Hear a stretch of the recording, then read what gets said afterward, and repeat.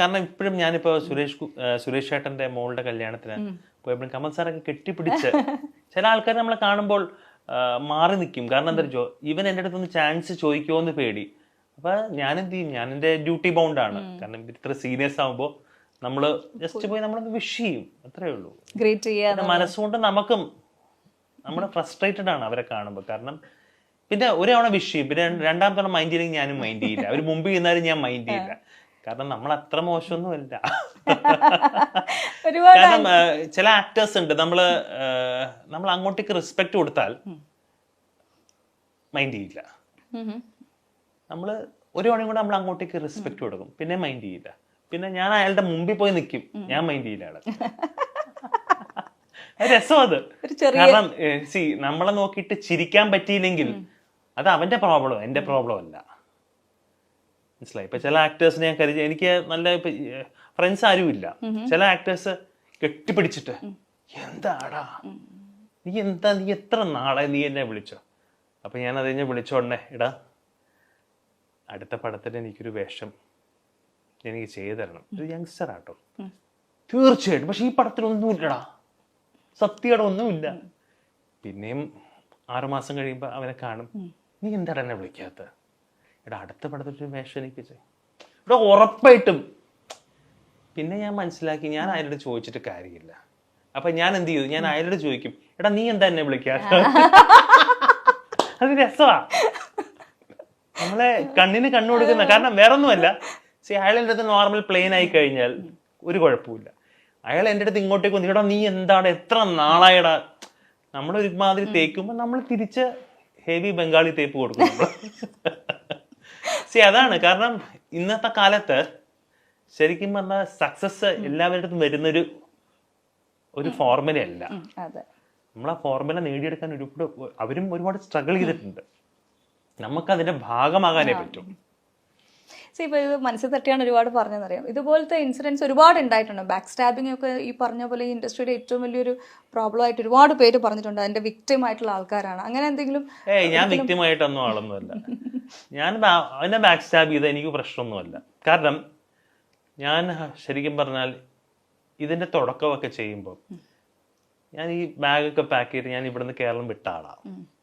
ഞാൻ കേരളം വിട്ട് എത്തിയിട്ട് ആൾക്കാർ പറയില്ലേ, നമ്മൾ ഇവിടെ ഒരു സ്ഥലം വിട്ട് നമ്മൾ വേറെ സ്ഥലത്ത് പോകും. ഞാൻ വേറൊരു സ്ഥലത്ത് പോയി. ഞാൻ മനസ്സിൽ, കാരണം ഞാൻ എന്തായാലും ഞാൻ ജനിച്ച് വീണത് സിനിമയിൽ മാത്രമല്ല, എനിക്കൊരു കൈത്തൊഴിലും കൂടെ ഉണ്ടായിരുന്നു. അപ്പം അങ്ങനെ നമ്മൾ ഫ്രസ്ട്രേറ്റഡ് ആയി ഇരിക്കുന്ന സമയത്തെ നമ്മൾ മൊത്തത്തിൽ ഈ ആൾക്കാർ നമ്മളെ ചോദിക്കും, ഏതായാലും അടുത്ത പടം ചോദിക്കും. ഇപ്പം ദുബായിൽ നിന്ന് ആൾക്കാർ വരുമ്പോൾ എപ്പോഴാണ് തിരിച്ചു പോകുന്നത്? അതായത് ആൾക്കാർ ലീവിന് ഒരു ജോലി ആയിട്ട് എപ്പോഴാണ് നീ ജോലിക്ക് പോകുന്നില്ലേ ചോദിക്കുന്ന പോലെ. അപ്പൊ നമുക്കിതൊരു ഭയങ്കര പ്രോബ്ലം ആയിട്ട് വരികയാണ് ചോദിക്കുമ്പോൾ. അപ്പൊ ഞാൻ ഇത് ആദ്യമേ പ്ലാൻ ചെയ്തിരുന്നു. ഞാൻ പതുക്കെ ഓരോ കാര്യങ്ങൾ പഠിക്കാൻ തുടങ്ങി. അപ്പൊ കുറച്ച് നാളെ ഞാൻ മാറിയിരുന്നു. ഒരു 2-3 വർഷം കംപ്ലീറ്റ് ബ്രേക്ക് എന്ന് പറയാൻ പറ്റത്തില്ല. ആ സമയത്ത് വർക്കൗട്ട് ആവുന്നില്ല. നാട് വിട്ടു എന്ന് പറയാൻ പറ്റില്ല. എല്ലാവരുടെയും സമ്മതത്തോടെ ഞാൻ ഇവിടെ നേരെ ഡൽഹിയിലോട്ട് പോയി. ഡൽഹിയിൽ ഞാൻ ശരിക്കും പറഞ്ഞാൽ എനിക്കന്ന് ഹിന്ദിയൊന്നും അറിയില്ല.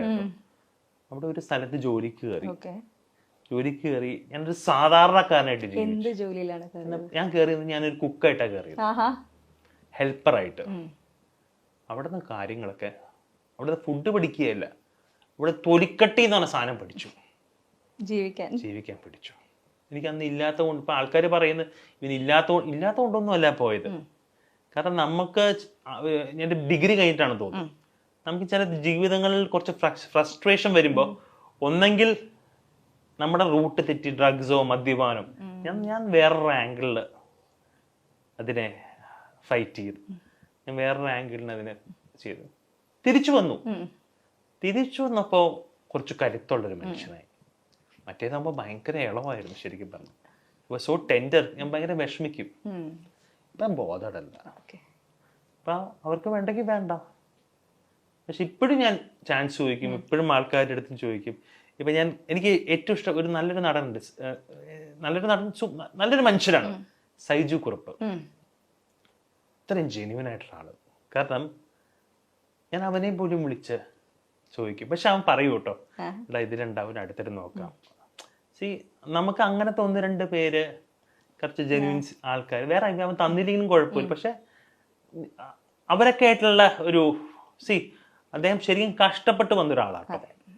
അദ്ദേഹം ഈ ലെവലിൽ നിൽക്കുന്ന അദ്ദേഹത്തിന്റെ കഷ്ടപ്പാടെന്ന് വെച്ചാൽ അദ്ദേഹവും നന്നായി പഠിച്ചിട്ട് ആളാണ്. പക്ഷെ അദ്ദേഹം സിനിമയ്ക്ക് വേണ്ടി ഫൈറ്റ് ചെയ്ത് is A better actor than me. ഞാൻ ജസ്റ്റ് ഒരു ആവറേജ് ആക്ടറാണ്. ഞാൻ ജനിച്ച നല്ല സൂപ്പർ ബോൺ ആക്ടർ. ഞാൻ ചെയ്താണല്ലോ പഠിക്കുന്നത്.